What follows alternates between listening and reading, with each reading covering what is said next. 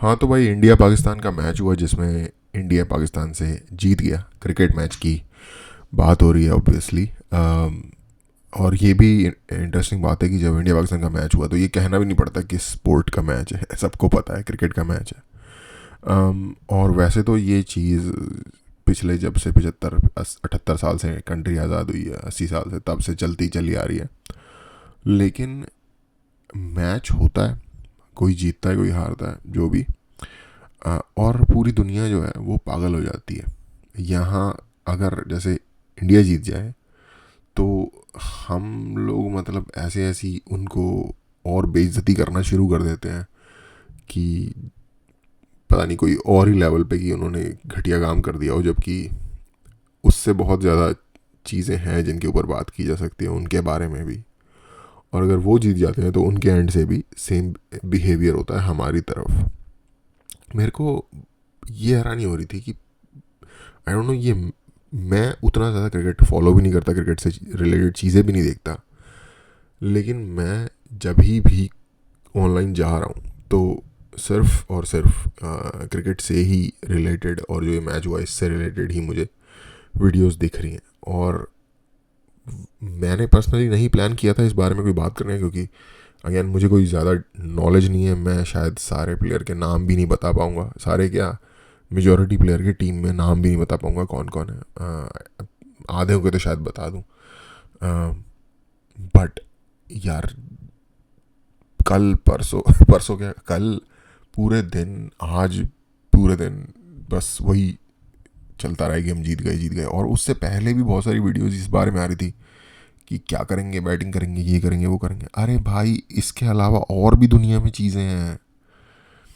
कोई शेर नहीं है कि इस दुनिया में गम है और भी कुछ, इस तरीके से समथिंग लाइक दैट। वो इस तरीके का माइंडसेट बन जाता है। और आई डोंट नो, कई बार शायद ऐसा है कि मतलब जो जिन सीरियस यूट्यूबर्स को भी आप फॉलो करते हो वो भी इसके ऊपर ही बात करे जा रहे हैं। um, और काइंड ऑफ ये मेटा मेरी बात हो गई, क्योंकि मैं भी at the end of the day उसके ऊपर ही आज बात कर रहा हूँ। पता नहीं, वैसे बंदे तो आपको दिख ही जाएंगे जो कि जब समय रैना वाला इंसिडेंट हो गया तो फिर समय रैना को जब नहीं हुआ था तो उसकी तारीफ़ें भी कर रहे थे, ऑनलाइन वीडियोस पड़े हैं। उसके बाद जब या उसके शो की, उसके बाद जब वो इंसिडेंट हो गया तो फिर उसको गालियाँ देने लग गए। उसके बाद अब क्रिकेट चालू हुआ तो क्रिकेट के ऊपर अपना पूरा का पूरा जो भी उनका ज्ञान है वो पेलने लग जाएंगे। मुझे पर्सनली सबसे ज़्यादा इरिटेशन इस बात से होती है जब हमारे यहाँ से वहाँ के लोगों को बेमतलब में गालियाँ, लोग कहते हैं यार ये एक कंट्रीज़ की दोस्ती कराने का एक मीडियम है। भाई क्या दोस्ती कराने का मीडियम है भाई? लोग अपने टीवी भी तोड़ने लग जाते हैं। अजीब ही जानवरों वाला बिहेवियर देखने को मिलने लग जाता है यार। आई डोंट थिंक कि कोई इससे कोई दोस्ती हो रही है।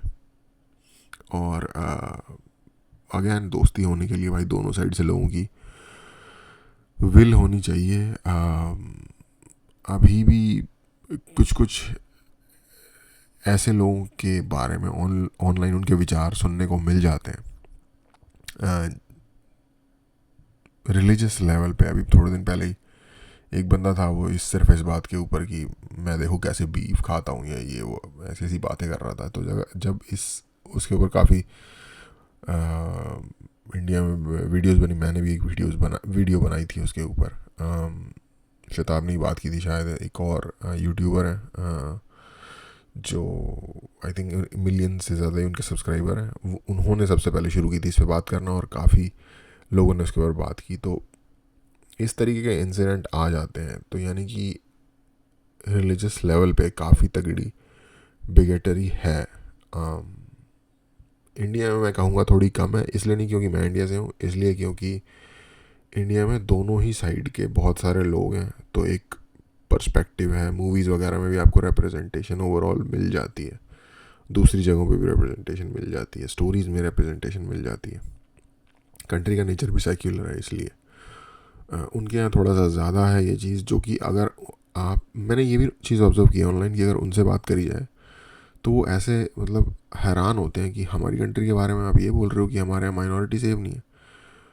आई डोंट नो, उनको शायद अवेयर नहीं है भाई। हम नहीं, ये पूरी दुनिया ही बोलती है आपके बारे में, जस्ट इंडिया में नहीं है परसेप्शन, यूरोप में भी यही परसेप्शन है। बड़े बड़े इंटरनेशनल न्यूज़ चैनल्स के इसके बारे में लंबी रिपोर्ट्स हैं। एनीवे, तो ये सिचुएशन है। इन सारी सिचुएशंस के होते हुए अगर आपको लग रहा है कि क्रिकेट से बन जाएगी दोस्ती, तो आई थिंक क्रिकेट से दोस्ती तो पता नहीं कितनी बनेगी या नहीं बनेगी। एक तरीके का एक दूसरे पे गुस्सा निकालने का मीडियम ज़रूर बन जाता है। एक और चीज़ लास्ट ये है कि जो मुझे थोड़ी सी जिस पे हंसी भी आती है, और पता नहीं लोगों को दिखता है कि नहीं दिखता, बहुत सारे लोगों ने अब इसको एक बिज़नेस बना लिया है। बिज़नेस इस सेंस में कि मैच हार गए, जैसे ही पाकिस्तान, जनरली यही ट्रेंड रहा है लेटली कि पाकिस्तान मैच जनरली हार जाता है इंडिया से 9 out of 10 या 8 out of 10 टाइम्स। उसके बाद वहाँ के लोग जो कि सम काइंड ऑफ परफॉर्मर्स हैं बेसिकली, वो विलाप होता है ना, जो रोना धोना जो होता है, उसकी एक परफॉर्मेटिव वीडियो या कुछ बनाते हैं जिसमें कि वो एक टीवी फॉर एग्जांपल तोड़ देंगे, जो कि आई डोंट थिंक कि वो या तो चलता टीवी होगा या उनके किसी काम का टीवी होगा। उस तरीके का कोई टीवी तोड़ देंगे, कुछ ना कुछ रोना धोना फेक मार कुटाई सी मचाना शुरू कर देंगे, जिसके ऊपर की मैंने देखा है कि हमारे यहाँ लोग देखते हैं और उनको देख के हंस रहे होते हैं, कई लोग उसे सीरियस सोच रहे होते हैं कि ये सच में है।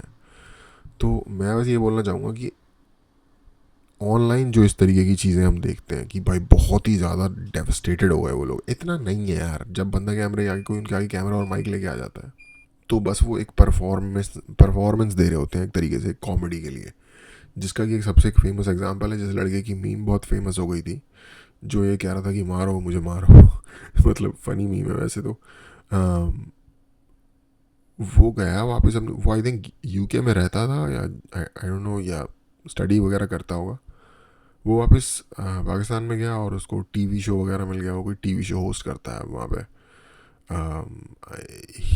ही looked like he is from a well to do family already, तभी वो यूके में पढ़ रहा है।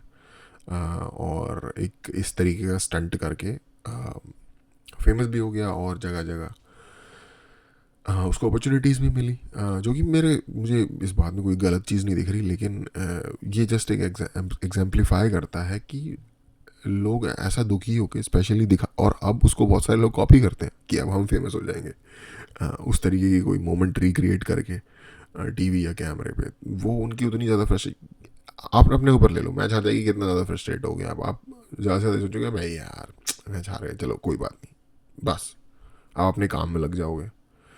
पर आई थिंक क्योंकि लोग ये कह रहे हैं कि अटेंशन इकोनॉमी बन गई है, तो मुझे ये लग रहा है कि अब ये चीज़ हो गई, कोई भी इवेंट होना चाहिए, सबके सब लोग दौड़ पड़ते हैं उस इवेंट की तरफ, और उस इवेंट पे हर किसी का ध्यान कितने भी अच्छे से खींच सकें, और अटेंशन यानी कि टाइम या अटेंशन ड्रेन कर सकें लोगों की। तो ये चीज़ है यार, इस पर अपना ज़्यादा टाइम मत वेस्ट करो, बहुत सारी दूसरी इंपॉर्टेंट चीज़ें हो रही हैं। इंडिया जीत गई, ठीक है, बढ़िया बात है, अपने काम में लगो यार, उसका डायरेक्ट कोई इस तरीके से आपको फ़ायदा नहीं होगा। और मैं ये एज एन इंडियन कह रहा हूँ। और अगर मान लो आप पाकिस्तानी भी हो और आपको बहुत दुख भी लग रहा है, तो भी भाई अपना काम में लगो, आगे बढ़ो। अगर आपको बहुत ज़्यादा दुख भी है तो ये आपको हेल्प करेगा इस दुख से आगे बढ़ने में, अपना काम एक तरीके की बहुत ज़्यादा ये बीच पे नहीं घूमने जाते लोग जैसे शाम को कभी कभार या सुबह वट छुट्टी वाले दिन, ये उस तरीके की एक्टिविटी है, जिस दिन हो गई उसी दिन ही उसकी खुशी या दुख दोनों ही ख़त्म हो जाना चाहिए।